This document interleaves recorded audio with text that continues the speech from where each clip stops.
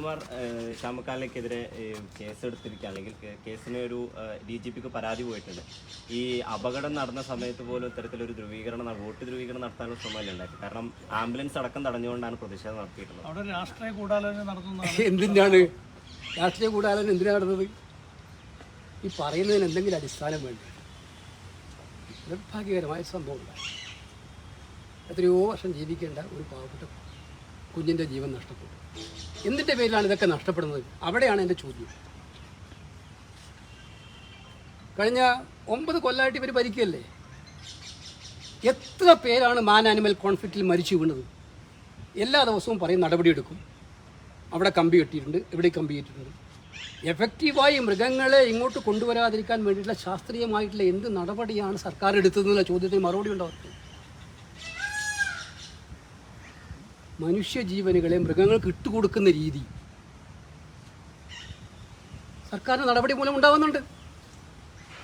ഇവിടെ വന്നതും അതുതന്നെയാണ്. ഇവിടെ ഈ മൃഗങ്ങൾ കാട് വിട്ട് നാട്ടിലേക്ക് ഇറങ്ങി വരുന്ന സാഹചര്യം ഉണ്ടായതുകൊണ്ടുണ്ടായ അതിൻ്റെ പരിണിത ഫലമാണ് സംഭവം. ഗൂഢാലോചന നടത്തിയത് കണ്ടുപിടിക്കട്ടെ എന്ന് കേസ്.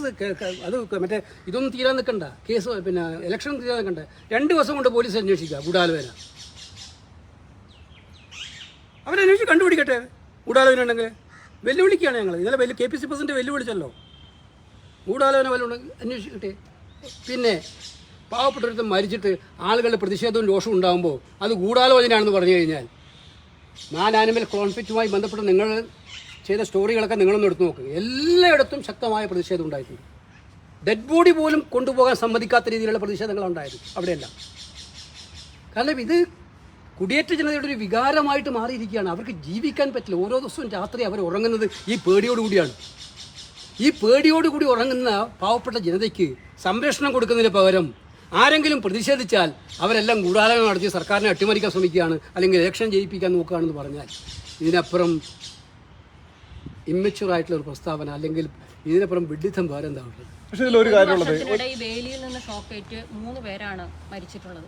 ഇതിൽ സംസ്ഥാന സർക്കാരിനൊരു വലിയ വീഴ്ച ഉണ്ടായിട്ടുണ്ട്. അതല്ലേ ഞാൻ പറയുന്നത്. സർക്കാർ ഇക്കാര്യങ്ങൾ നിരീക്ഷിക്കുന്ന പോലുമല്ല. ഇതെല്ലാം കാട്ടുമൃഗങ്ങൾ കയറുന്ന പ്രദേശങ്ങളാണ്. ഞങ്ങൾ നിരീക്ഷണം ഏർപ്പെടുത്തുന്നു. നാഴികക്ക് 40 വട്ടം പറഞ്ഞുകൊണ്ടിരിക്കുന്ന സർക്കാരിൻ്റെ നിരീക്ഷണത്തിൽ ഇത് പെട്ടിട്ടില്ലേ? ഈ കേന്ദ്ര നിയമങ്ങൾ തടസ്സമാണെന്നാണ്.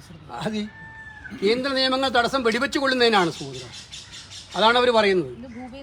മനസ്സിലായില്ലേ?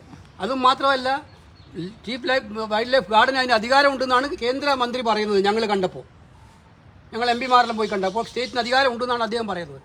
മനുഷ്യനെ ജീവിതത്തെ അപകടത്തിലാക്കുമെന്ന് കണ്ടു കഴിഞ്ഞാൽ ആ കാര്യത്തിൽ നടപടി എടുക്കാനുള്ള അധികാരം അദ്ദേഹം അവർക്കുണ്ടെന്നാണ് പറയുന്നത്.